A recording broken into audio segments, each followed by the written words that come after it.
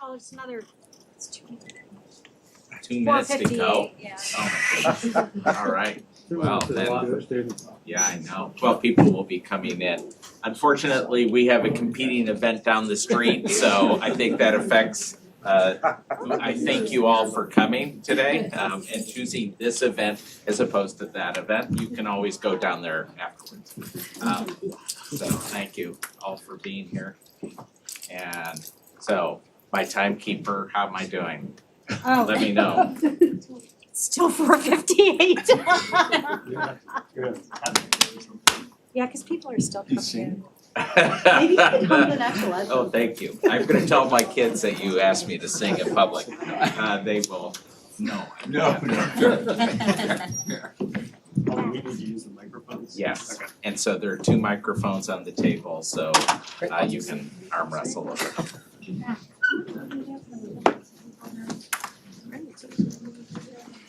Actually started to read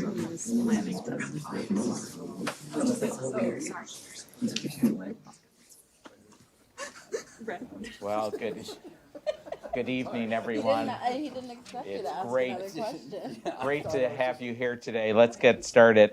I'm Paul Wahlbeck, Dean of the Columbian College of Arts and Sciences here at GW. Welcome to the 3rd installment of our Dean's Election Conversation Series. I'm so glad that you're here today. In the first of our series, we talked about immigration. Last time we talked about the economy, and today we're going to talk about what's happening next week as the election is upon us. So I'm looking forward to talking with our faculty experts. You know, as dean of the college, one of the things that strikes me is our faculty research really addresses the critical issues facing our country and the world. And this is my effort to bring their expertise to the fore to talk about the issues that we're facing and discussing in the election in the campaign season. So today we're going to be talking about where this candidates stand in the polls and prediction for what's to come, as well as the impact on other issues that we haven't discussed in the other 2 sessions. So I want to thank our 3 panelists for being here. Let me introduce them. Professor of Political Science, Danny Hayes. SMPA Director and Associate Professor of Media and Public Affairs, Peter Loge. And Assistant Professor of Political Science, Jasmine Smith. So thank you all for being here today.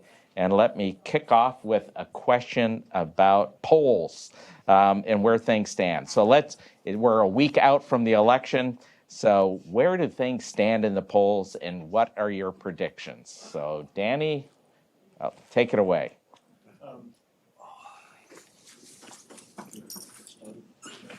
Okay. Stop running. So you ask a notoriously difficult question to answer about sort of where things stand. I mean, I think the best answer is like the in-person version of a shrugging emoji.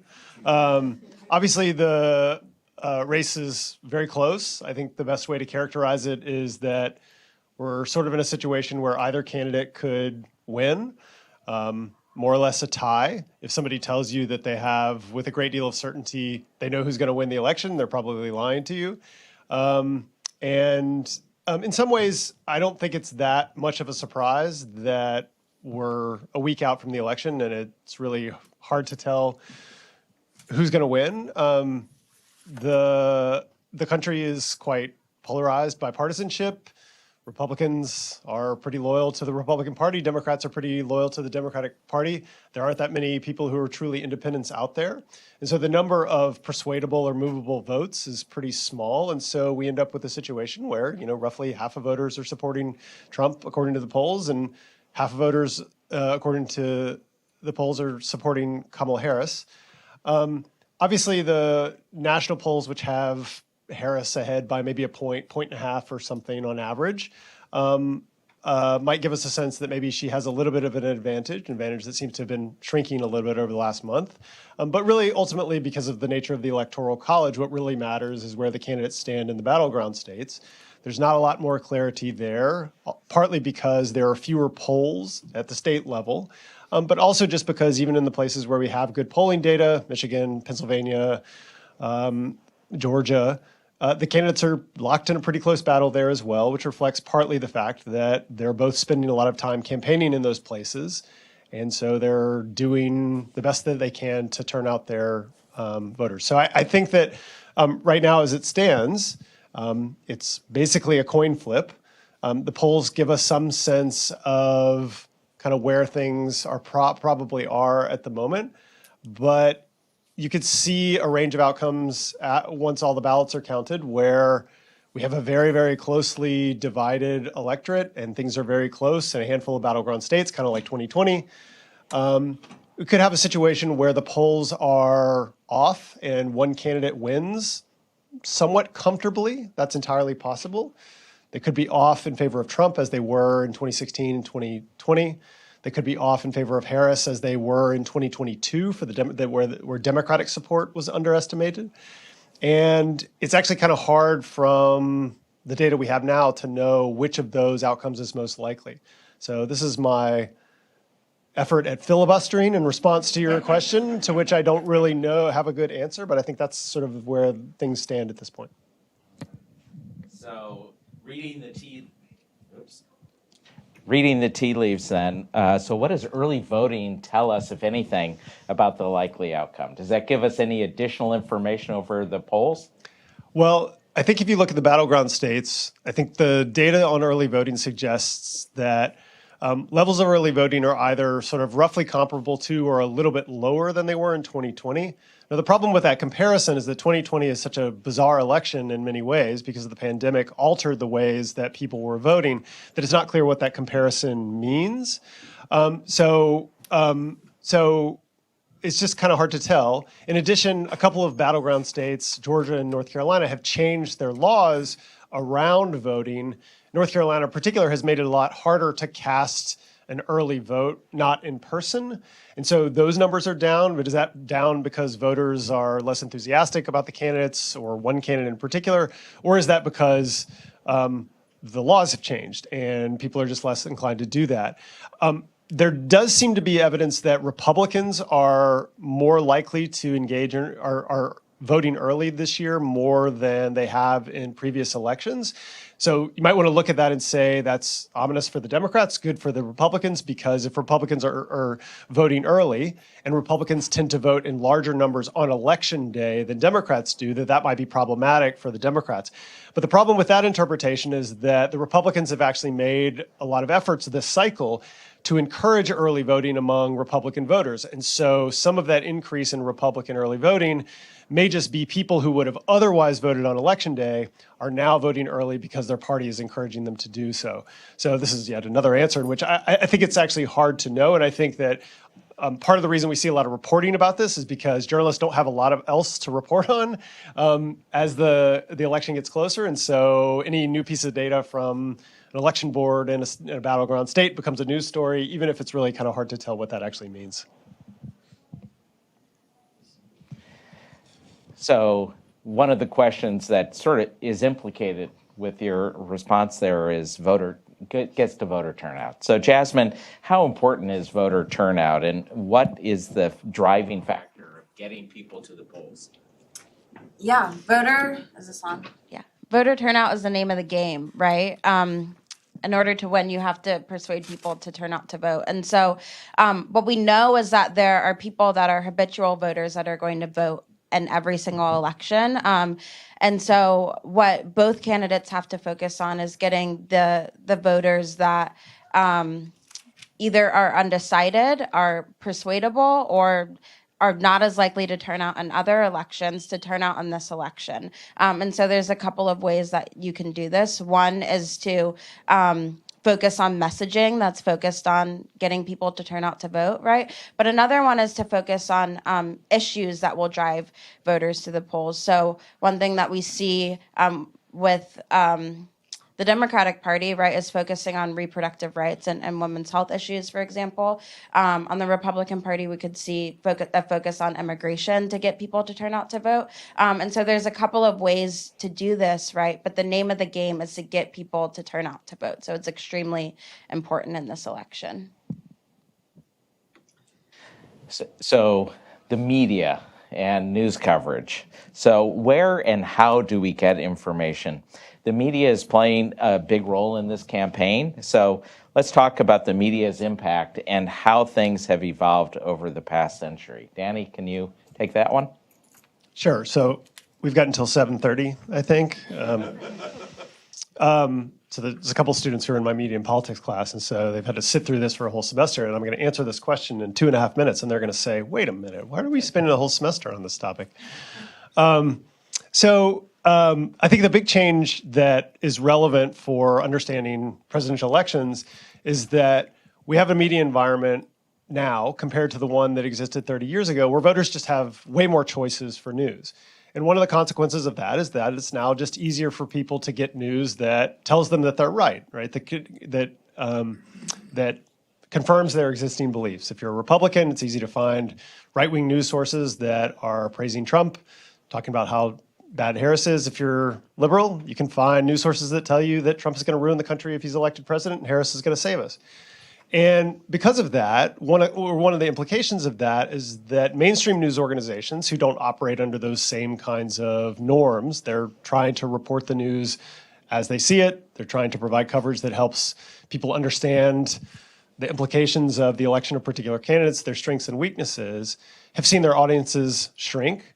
With some exceptions, the New York Times being one that has actually grown in recent years. But many of the news sources that people typically got news from were mostly nonpartisan, that were trying to report the news objectively, quote unquote, just aren't as popular as they once were. And so we have an information environment now, fueled by social media as well, where people are just more likely to sort of get news that confirms their pre-existing predispositions in support of one candidate or the other. Sometimes this is explicit, where news organizations are explaining to their consumers why a particular candidate is strong. Sometimes it's just that they focus on different issues, and I'll give you a good example of that. When Trump had his Spotify playlist town hall a few weeks ago, where he spent 30 minutes playing music that got a ton of coverage in mainstream press and liberal media, right-wing news organizations covered that hardly at all. There was just very little coverage of it, or they focused on the fact that Trump was compassionate enough to stop the event because there was a medical emergency, not what transpired in the subsequent 30 minutes where he was playing Ave Maria and their music. And so what that means is that it's just harder for media coverage to change the outcome of an election. And I'll say one more thing about the dynamics of social media. One thing that's interesting is that when Kamala Harris became the Democratic nominee, or after Joe Biden dropped out, one of the stories about her surge in the polls, and one of the reasons that she seemed to be doing better than Biden, is because her team had this very clever social media strategy, coconut memes and so forth, and managed to tap into young voters in particular and drive up support among people who were getting a lot of their news from social media. And there is some truth to that, but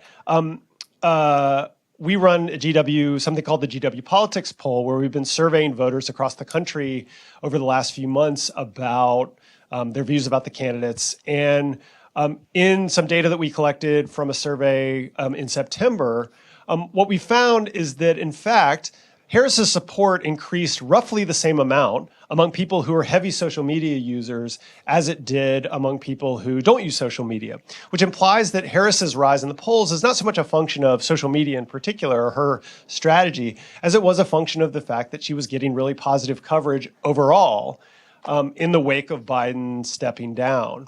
And so I think 2024 is just sort of an unusual case where we have an example of the media playing an important role, I think, in helping Harris kind of move ahead of Trump and generate some enthusiasm among Democrats. But we're still in this world now where it's really harder to persuade people to change their votes. And so for all of the controversy surrounding Trump and the nature of the presidential campaign, there hasn't been a ton of movement in the polls other than when Harris came on. And I think that's a function of sort of the features of the media environment.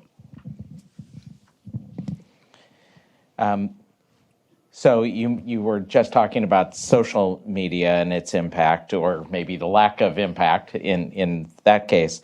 So what impact will misinformation broadcasted across the social media and through other channels have on this election?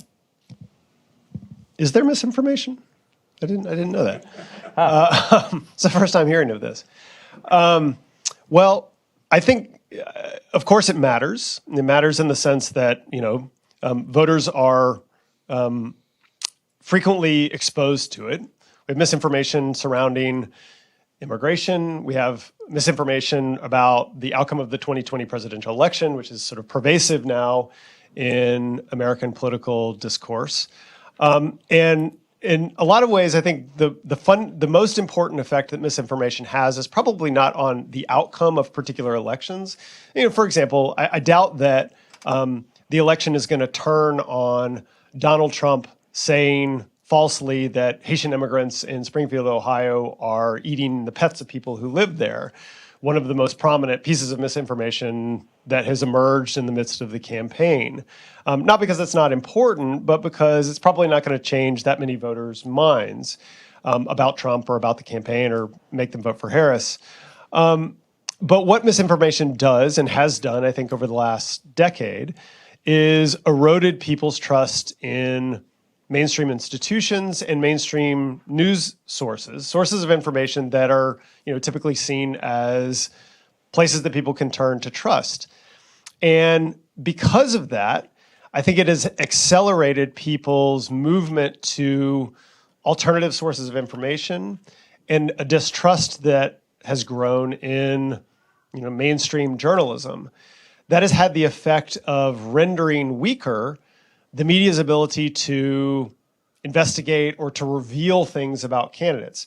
When mainstream news organizations now break stories about candidates misbehaving or taking unpopular positions or things like that, I think it has a smaller effect now, in part because it is easier in a world of misinformation where it's, many people aren't sure what to believe. It's easier to cast doubt on the veracity of those claims or charges. And so I think that's one way that misinformation is important in understanding the context of the election. But I don't think the scholarly research in political science or communication would suggest that misinformation itself is likely responsible for the outcome of particular elections. For example, most of the research on 2016 doesn't show that Trump won because of misinformation. It's a product of other factors. And I think 2024 may sort of fall into that same category. Well, leading up to former President Trump's nomination, criminal charges brought against the former president seemed to galvanize his support in the primary season. So what impact, if any, do they have on the general election voter? Peter? You will correct me on the data side.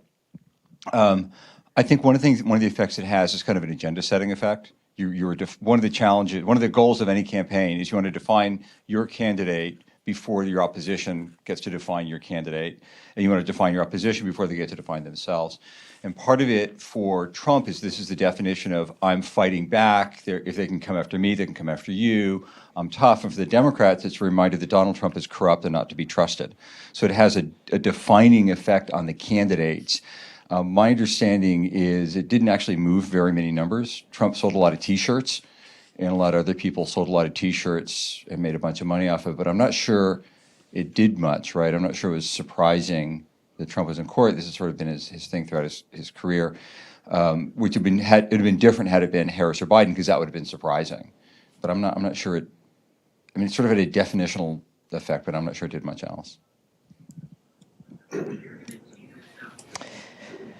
So let's talk about realignment. So there have been some shifts in party alignment among the voting blocs. So blue-collar workers align more with the Republicans than we traditionally have seen certainly over the last couple of presidential election cycles, maybe less support among African American men for the Democrats, and so on. So will this election reflect a continuation of these shifts, or have these shifts been exaggerated? Jasmine? Yeah, I think that for both Trump and for Harris, it's about building a coalition of voters to win, right? And so sometimes these coalitions look the same across the Democratic Party, and sometimes they look different, right? So one of the things that we are seeing is a shift of blue collar workers to the Republican side. I wouldn't say so much that this marginal shift among Black men to the Republicans, I wouldn't describe that as a realignment, but I don't know if it's over exaggerated. Part of this, right, is we rely on polls prior to the election and exit polls after the election, right, to tell us about which groups of voters are voting for which candidate. And there's hesitations about the information that we can take from these polls, right? So a lot of the pre-election polls don't have enough minority voters, let's say, to make concise conclusions about what Black men are going to do, right? There have been some polls that only survey Black voters. And so what we see there from the New York Times poll of Black voters, for example, is that there is this shift of Black men to the Republican side. And so I think that would have an effect on the coalition that Harris is able to build, right? And we see this with other groups of voters too, right? We see this with Latinos going over to the Republican side in ways that we wouldn't expect from prior elections, right? We see this a little bit with Asian Americans as well. The story for Muslim Americans, particularly in swing states like Michigan, is going to be really important about which candidate Muslim Americans support. And so, but on the other side, because again, reproductive rights is one of the main issues of this campaign, right? One of the questions will be, what are women going to do in this race? And so, what's important is, one, to focus on these different groups, but really it's the broad coalition of the groups that you're building for your support, right? And we see the response for this. So we see a concerted effort from Harris and from other people campaigning for her to reach back out to Black voters, particularly Black men, right? Harris rolling out a plan to an economic agenda for Black men. And so we see that might be an indication that there is some slippage of Black men, right? And reaching out to get more support, and we'll see in a week whether that has worked or not, right? We'll see in a week a lot of things. You're right. So, this has been a time of global turbulence and uncertainty with wars in the Ukraine and the Middle East. Even the future of the NATO alliance is at stake, seemingly. So are international issues resonating among voters? Peter, you want to take that? Sure, I'm sure Kenny knows the data way better than I do. I think that historically, most Americans mostly don't vote on issues in general, and when they do, it's not on foreign policy. I've worked in international relations organizations. I've done, like, I'm part of the team trying to say, hey, you should really care, and they just don't.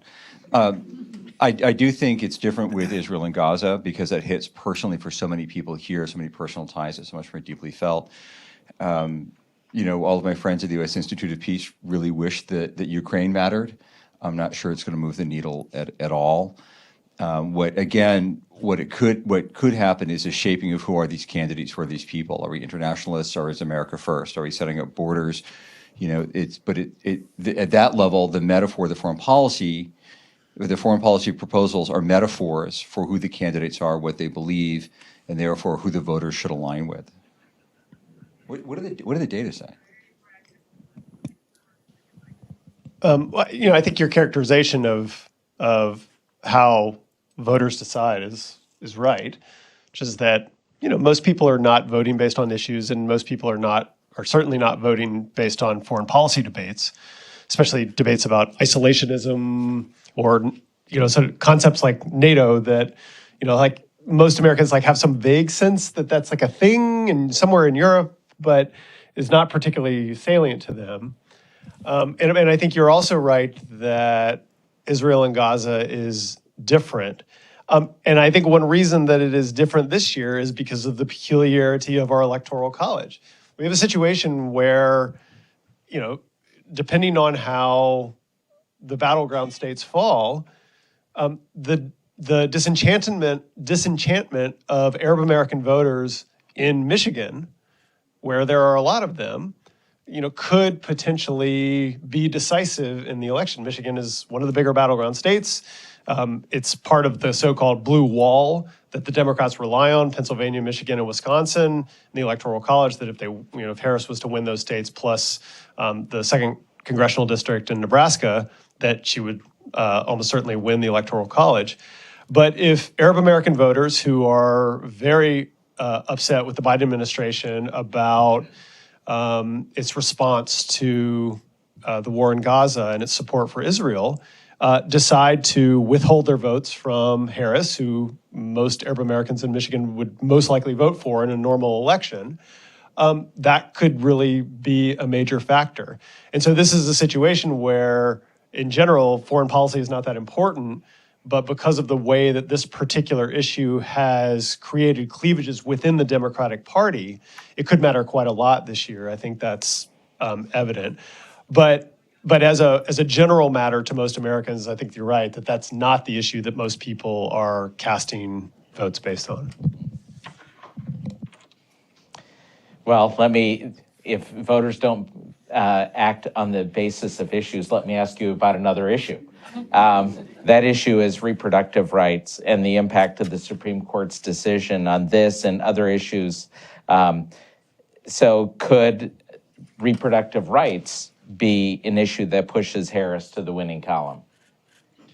I'd like to retract my earlier remarks about issues not mattering. And I do want to retract them in one sense. So, one reason that issues are often not that important in explaining presidential election outcomes is because issue positions are often baked into people's partisanship. That is, people are Republicans because they agree with the Republicans about particular issues, or they're Democrats because they agree with the Democrats about particular issues, and because the candidates who are running for those parties' nominations or who hold the nominations, they adopt the doctrinaire positions on those issues, and so then, they don't really matter. They don't explain any variation in how people behave because it's all captured by their partisanship. Abortion is an unusual issue because of the Dobbs decision in 2022, sending the abortion policies back to the states, that was brought about by Donald Trump appointing 3 conservative justices with, they expressed intent in part to sort of roll back abortion rights in the United States, which they were effective in doing. And what has turned out to have happened is that turned out to be actually a very unpopular thing, that most Americans don't agree with that. They don't support that. And perhaps surprisingly, a significant number of Republicans don't support that. So in the GW Politics poll that we had in the field in September, about 38% of Republicans expressed support for abortion rights beyond cases of rape, incest, or the life of the mother, meaning that they believe 38% of Republicans believe that abortion should be legal in some other circumstances, a position that is, more commonly associated with Democrats, which those numbers are much higher among Democrats. And so one question is whether the Harris campaign's efforts to place voters' attention on abortion, the Democrats are running a lot of ads about abortion and Trump's role in rolling back Roe v. Wade. And you see this also in Senate campaigns and other Democratic campaigns across the country. What they're trying to do is make this issue salient to Republicans who might be somewhat wavering in their support for Trump, either because they're uncomfortable with Trump personally, or they don't like the fact that he's convicted of a felony, or they're uncomfortable with the Republican position on abortion and are worried that abortion restrictions would be even more restricted under a Trump administration. The Democrats are trying to make that issue salient to those voters and make them more likely to cast maybe a grudging ballot for Harris on the basis of that issue. Okay, so the question is like, to what extent is that likely to happen? So in this GW Politics poll, I just looked before I came over here, about 9% of those Republicans who support abortion rights said that they would vote for Harris, whereas Republicans that don't support abortion rights is about 2%. That's not a tiny margin. I mean, that's non-trivial. Now, whether on election day all of those voters actually do cast ballots that way is another question. And some of that will have to do with what is salient to voters as they're going to the polls. And this is what the campaigns are trying to do in the last week of the campaign, even though a third of voters have already cast ballots early voting. But for those who are going to vote on election day, try to make particular issues salient. Trump and the Republicans are trying to make immigration the dominant issue for voters. Harris and the Democrats are trying to make what they describe as Trump's unfitness for office, as well as abortion, sort of be the thing that voters are thinking about. And so this is an unusual issue because you've got a significant portion of voters who are truly cross-pressured on this issue. They're probably more aligned with the Republicans on most things, but abortion is important, and they don't agree with the Republicans on that. Whether they turn into Harris or Trump voters could, again, given the razor's edge that we're on, could potentially matter for the outcome. I want to jump in briefly on this. Is a couple of things I think are going on here that are worth pointing out. One is, in a race this close, where everything could matter, everything matters, right? So 9%, like that's a handful of votes. That might be what it takes. 9% plus 2% over here and 3% over here, right? Second thing going on with this is we know that abortion motivates voters on the left and the right. It has over time, right? It's driven some people to be more Republican, some more Democratic over the years. And we know it helped change the 2022 midterms. Third thing going on is abortion is on the ballot in a number of states, including in Arizona, which has historically been a pro-choice state. In 1990, I think it was 2, there was an anti-choice pro-life amendment on the ballot, and this was Arizona was evenly split between Democrats and Republicans, but it's still pretty conservative. The initiative went the pro-choice way 2-1. There's a similar initiative on the ballot this cycle. Does that help drive pro-choice voters to the polls? And if so, does it push them far enough to pick up votes for Harris, even though she's trailing the Democratic Senate candidate? Or do people say, look, I'm voting for pro-choice here in Arizona, so I can still vote Republican at the top of the ticket? Third thing to put out here is in an election this close, where everything could matter, at the end of the election, whenever the votes are called, this thing's finally done and dusted, everyone is going to say, I told you so. I told you it was abortion. I told you it was Gaza. I told you it was climate. I told you it was Ukraine. I told you it was the rain, like whatever. And there's no way of knowing, right? A great caution here for everybody is that after the 2000 presidential election, there's a lot of talk among Democratic strategists that Gore lost because of guns. Democrats don't talk about guns. Gore lost because of guns. If you dive into the data, that isn't true. The data, as I recall, actually finds that Gore picked up votes because he supported gun control. But almost immediately after the election, the NRA put out a press release saying Gore lost by a razor-thin margin because of guns. We told you it was guns. And as one of those Democratic strategists, I was one of the people saying, no, don't talk about guns. And it's only until later that I got out and I thought, actually, hang on. So after the election, everyone is going to say, aha, it was choice, it was pro-life, it was pro-choice, it was Gaza, it was guns, it was whatever. Don't believe any of it. In part because it's pundits kind of popping off, a lot of it self-interested interest groups wanting to claim credit, and no one's going to wake up 2 weeks after the election and go, wow, I bet heavily on climate change being it, and I was wrong. I must be a dingbat. May I have a job, please? That's just not going to happen. I think the other thing that's happening with both of these issues, one, Israel, Gaza, and second, on abortion and reproductive rights, is it's telling a different story about, one, vote choice, and two, voter turnout, right? So the story that Danny is telling, right, about these cross-pressured voters is one of vote choice, right? Of people that are already going to turn out to vote and are actually unusually in a general election, right? Because everything is generally about partisanship, that they might be persuaded to vote for the other party based on this issue. But what we're seeing perhaps in Michigan with Arab American voters is these are voters that typically would vote for Harris, for the Democratic candidate, right? but they're threatening to withhold to not turn out to vote at all, right? And so both candidates have to do two things at the same time. One, persuade people to turn out to vote, and two, persuade people to choose them when they turn out to vote.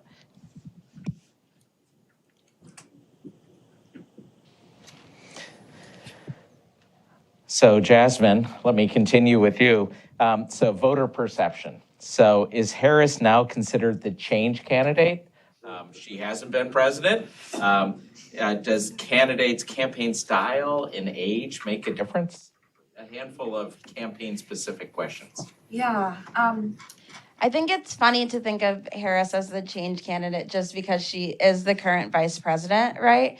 And about a couple of times now what she would do differently if elected to office than President Biden. She's said that she wouldn't really do anything differently, right? And so there's ways in which her language is that she may not be the change candidate, but she has talked, and she's trying to picture herself as the change candidate, right? And that changes from 8 years of Trump running for 2 terms of Trump running for president, right? So there's change in that way. But I do think there's lots of dynamics that would make her the change candidate, right? She has a TikTok account. So she's reaching younger voters in that way, which is trying to put herself in this new media environment, right? And I think that age is a really important story here, right? That's the reason that we don't have President Biden at the top of the ticket running again, right? He was considered too old. And now we have the flip where Trump has been considered the older candidate. And I mean, he is comparatively, right? But questions have come at him based on his age. I don't think it's done the same. It certainly hasn't had the same effect that it did for Biden a couple of months ago. But there are a couple of ways in which I think Harris has tried to position herself as a change candidate. Does that actually mean that she is because she is the vice president? I'm not so sure, but I do think that's how she has tried to campaign herself. Well, here's a curveball for you election experts, because it's about after the election. So if Trump wins, what do the first 90 days of his presidency look like? And how about Harris? So is this going to be, so you can address it as what kind of actions will the next administration take, or how are they going to set themselves up in terms of presentation of self, so to speak? All right. Nobody wants. No. I like the fact you were reaching for the microphone. That's why I'm deferring. You're a senior scholar at the panel. You're a senior scholar.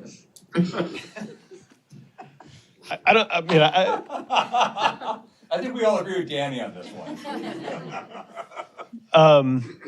I think it's a measure of how consumed by the campaign and the election itself that at least the three of us seem to be, that we're not rushing to answer your question.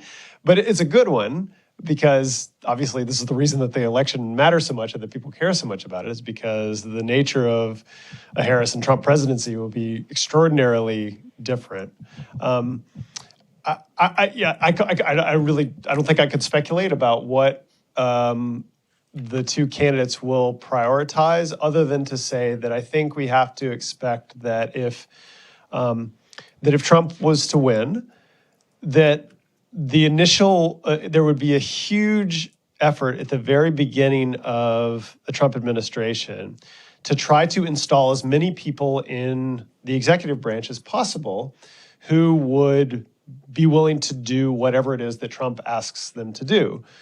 A big part of the problem for Trump in his first term was that there were too many people in the White House and in the federal government who weren't willing to do what he was asking them to do. And to the Trump administration, to the Trump team, that's unacceptable. And, they've spent a lot of time over the last 4 years trying to figure out ways to do that. So some of that will be obviously having an appointment process or filling positions that is probably more efficient and more kind of directed than it was in 2017. But it will also mean probably making good on the promises that the Heritage Foundation and other kind of Trump allied groups have made to try to alter some of the civil service protections to make it easier to get rid of federal employees and replace them with political appointees. That will ultimately, as you know better than the rest of us, will get caught up in the courts, and there will be huge legal battles over that if that were to happen. But I think that's one thing to anticipate at the beginning of a Trump administration. I'll defer to somebody else on the Harris side. I think you're going to see a couple of things. I largely agree with Danny on this. I think the opening salvo of any administration is saying, this is what my administration is about. This is who we are. It's a bit of a definition stage. And so the Trump administration would come in and say, this is who we are. I promise to do this. These are the things we're doing. It'll run into all sorts of trouble with the courts, but also with the confirmation process. The Senate is going to be incredibly tightly controlled, right? The Republicans will probably have a 1-2 seat majority. Anything requiring confirmation, if you like the Battle of Verdun, you're going to love the next session of the U.S. Congress, right? There are also going to be lots of statements, lots of appointments, lots of issue papers. On the Harris side, again, you'll see probably a continuation of more of the same. There'll be some holdovers, there'll be the normal churn between administrations. Deputy Secretary of Defense might become the Secretary of Defense, right? The Commissioner of the FDA may stay or may go. He's done his time. There might be somebody else. It'll be sort of more normal looking. What you might, though, see is more focus on appointing Republicans or centrists, right? Vice President Harris has already said she would appoint a Republican to the administration, and we can speculate about who that is. The last thing I would put out as I'm rambling on about this is when asked any prediction about anything in politics, my first response is to quote Phil Tetlock, the scholar who studies actually predictions, and he wrote a book called Expert Political Predictions, and he counted what pundits said on television shows against what actually happened. Dart-throwing monkeys are better at predicting political outcomes than pundits. I spend a lot of time punditing on television. I would encourage all of you to take all of this with a grain of salt because we're speculating, we're going with their favorite stories, we're wish casting. I mean, really, we can make educated guesses, but, let's reconvene in mid-January and see how it goes. All right. So campaigns are about how we do politics and politics itself. So democracy perhaps is a means and an end. So how is this campaign? That's a great question. I love that question. Thank you. Strengthening or weakening this idea. So how is this campaign strengthening or weakening that idea that they applauded next door? Peter? I think this is tremendously important. Right? No one likes how politics is running in this country. Right? A lot of people make a lot of money. The Harris campaign has raised well over $1 billion. Right? Somebody's buying a boat based on this campaign, but no one's enjoying it. And it's bad for democracy. It's bad for political discourse. Again, scattered applause for that one, apparently. So I think that what one of these campaigns is hopefully helping the American people figure out how do we do campaigns better? How do we get back to a point where we don't wake up every day going, oh my gosh, oh my gosh, oh my gosh, oh my gosh, what's blowing up, what's blowing up? Hopefully coming out of this campaign, if Trump were to lose, Republicans might look around and say, okay, we rode him for a bunch of years. Trump supporters, Trump views helped get us elected, but he's now lost the Electoral College twice in a row. He's lost the popular vote 3 times in a row, and he cost us seats in the midterms. Let's see if there's a different way to run that's going to be effective, and they'll shift to what their incentives indicate to shift to, which is logically would be against a Trump style. If Trump wins, on the other hand, that then reinforces this bombastic style, says, look, this continues to work. Elected officials are terrible at figuring out why and how they got elected, why and how they won or lost races, and they're incredibly risk averse, right? If you're an elected official, you can't get more elected, you can only get unelected. And so you'll continue to do what you think got you to the position you're in. So until the external incentives change, then it'll be difficult to actually change the behavior. My hope, as somebody who follows how we talk about politics closely, is that the people who are the meanest and most vitriolic lose, and those who actually run more sort of traditional or normie campaigns win, because that then signals to the rest of the political field that more normie, less shouty is successful, and ranty is unsuccessful, so be less shouty.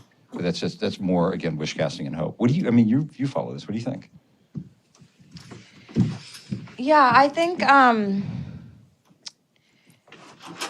I think I tend to agree with you, like I have throughout this panel, right? But I think that let's think about, okay, if Harris loses, what do the Democrats have to do, right? And so if Harris loses, now this is, okay, in the last, and if we compare 2016, 2020, and 2024, this is 2 times that the Democratic Party has lost to Trump, right? If Harris loses, does this mean that this is a continuation on the Republican side of a Trump style of politics, right? And so then there's a question from the Democratic Party of how do we run against Trump style candidates, right? And so depending on whether Harris wins or Trump wins, right, it's going to be a reflection on the other side of like, what does the party have to change to win elections, right? That's always going to be the question. And so there's going to be, all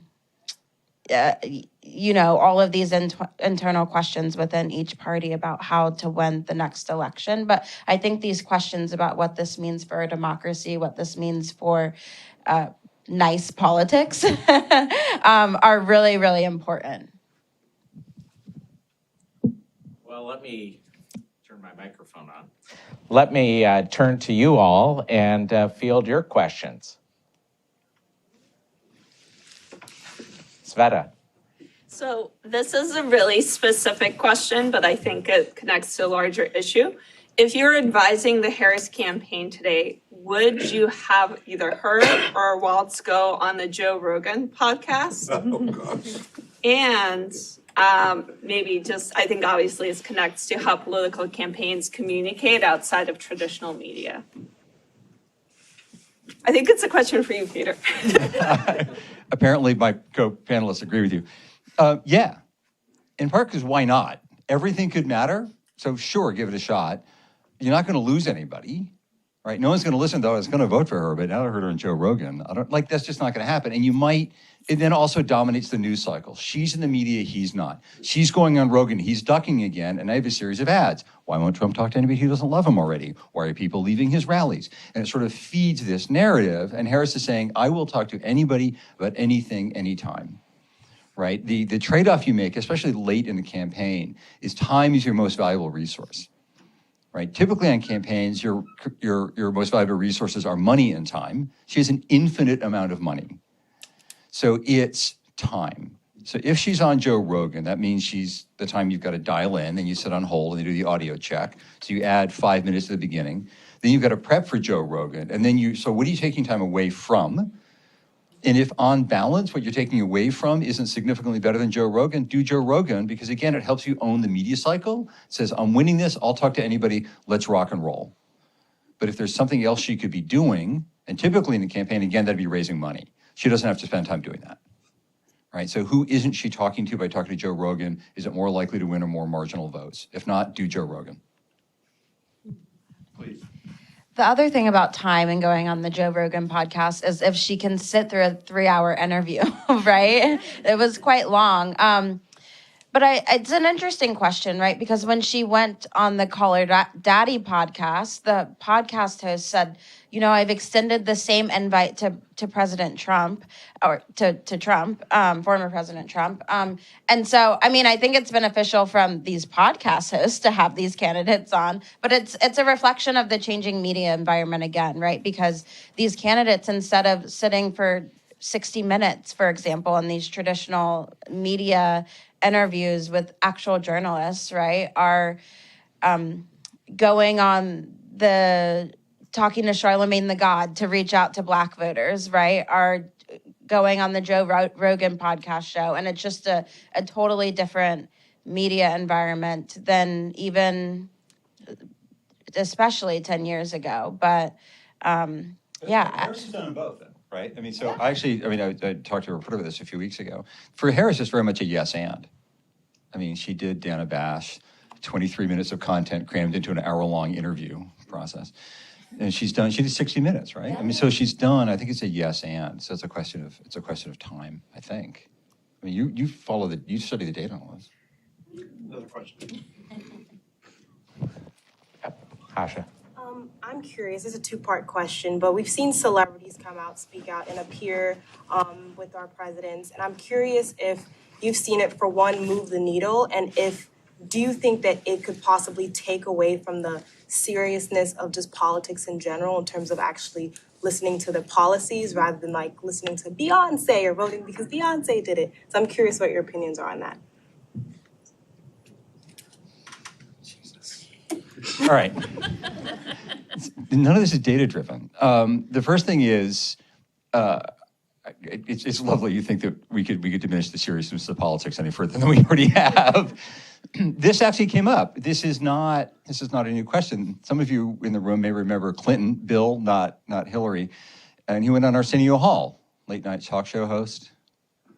A couple of vague nods. Played the saxophone, and he was demeaning the presidency. Had we only known, right? But that was going to be, we're lowering it. I mean, I think it does a couple of things. One is, again, it drives the agenda. Right? We're talking about Beyonce. The second is it reflects an energy, a younger energy. You know, like, yes, Gen X is finally going to get its say at the White House, right? So it helps define that. Part of it is it's not quite a parasocial relationship because it's not quite that level of emotional attachment. People say, oh, you know, I follow Beyonce. Oh, this is really interesting. She's one of me. I'm one of them. I follow Beyonce. I love her music, what she stands for. Harris is one of hers. Okay, so I'm one of them. So it may have that. It may have a turnout effect. Certainly what we saw with Taylor Swift was voter registration. Voter registration went through the roof when Taylor Swift says to go register to vote. So it has all of these other effects.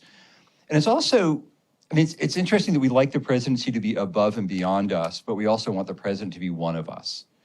In 1952, Eisenhower had a series of ads called Eisenhower Answers America. And it was regular Americans asking Dwight Eisenhower. And Eisenhower refused to do ads. He filmed them separately. They had the questioners like in a different place and they edited it together. All of you in the School of Media and Public Affairs would look at this and go, no, that's like C- level work in intro to video. But it was Eisenhower with the people. You're a man of the people, right? So I think that's always kind of been a part of it and it's a way of showing it, I think, right? And a lot of politics is, are you one of us? Do you get me? Do I see myself in you? Do you reflect my dreams, my anger, my hopes?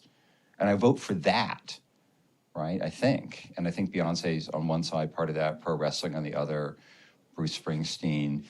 I was at the Cyndi Lauper concert on Sunday night because I am, in fact, my demographic.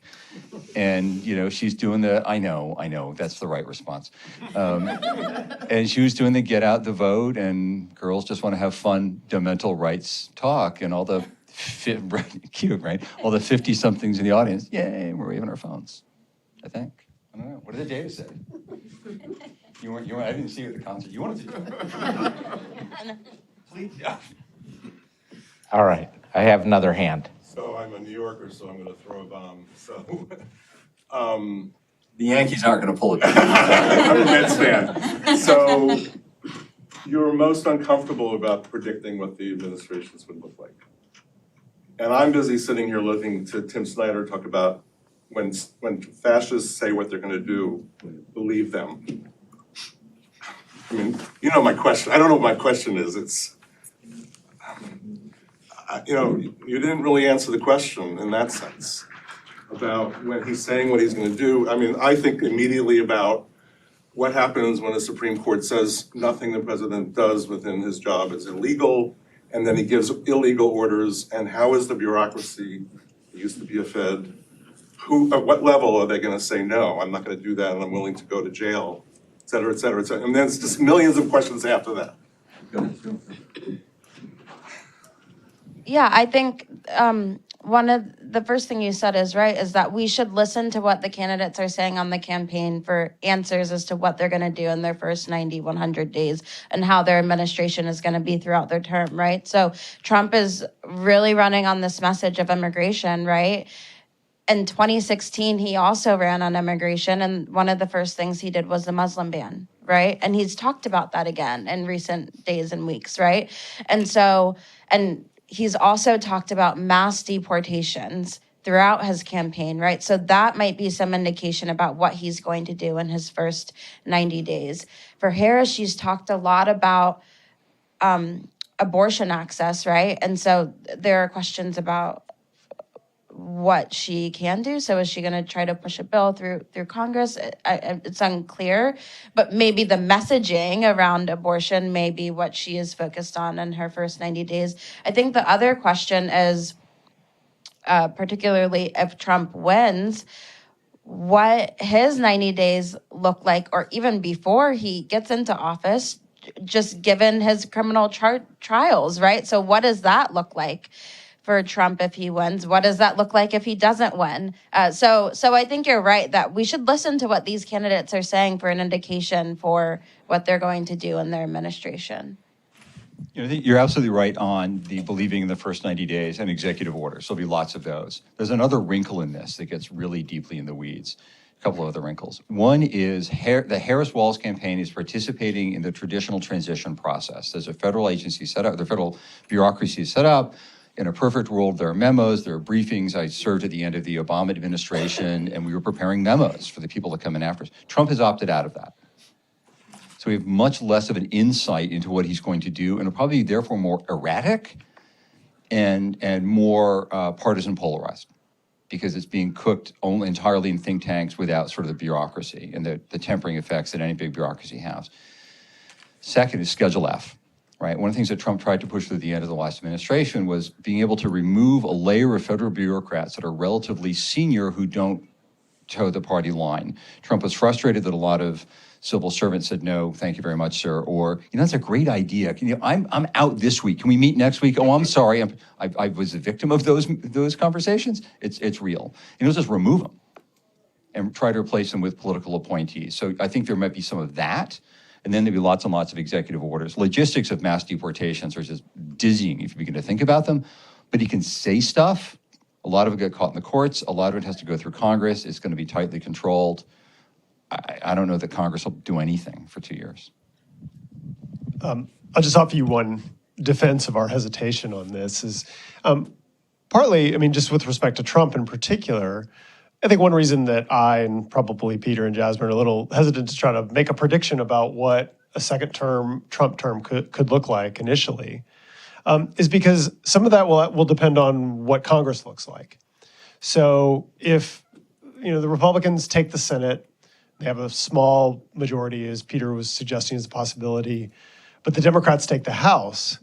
That's a pretty different environment for Trump, who, of course, has authoritarian tendencies and stated goals that would be consistent with sort of an authoritarian style of ruling. But what he's actually able to do, and thus probably the particular things he prioritizes initially, will in fact depend on whether he has Republican control of both the House and the Senate. So I think Timothy Snyder is, of course, right to point out the particular things that Trump says and how this sounds like other authoritarian leaders, and so we should, of course, believe him. But in our political system, what he's actually able to act on is going to depend on a lot of other things, including congressional control, which we don't know, as well as his ability to toss out of the executive branch people he doesn't like. And we just don't know. I think we just don't know the extent to which that's actually going to materialize or not. Well, there are many more questions we can ask, and we're going to have a reception, I believe. And so we can continue the conversation now, but in a different place. So thank you so much for coming. I want to thank the panelists for your participation. And I want to thank the Columbian College team who helped put this together. So thank you all.